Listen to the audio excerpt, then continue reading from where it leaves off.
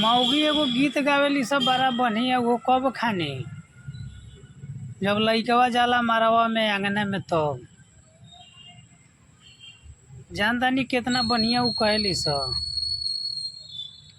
कि खाए के तो पूरी तू खैल तारा कारी बोतल हो का करे अइल ससुरारी आ कैसन रहली तोहर बाप महातारी बोतल हो का करे अइल ससुरारी।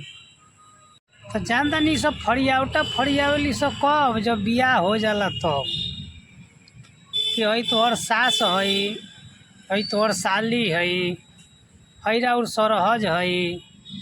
लेकिन वो बेरा ना रे बाप ना बक्सेली सो वो बेरा तो सालियो फेल हो जाली सो सरहज हो जाना के मुँह में दांत नहीं खे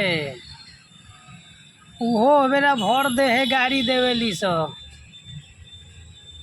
आई सबेर के पहरे कनी के फरियावेली सन के साली है ससुरारी है फलाना चिलाना।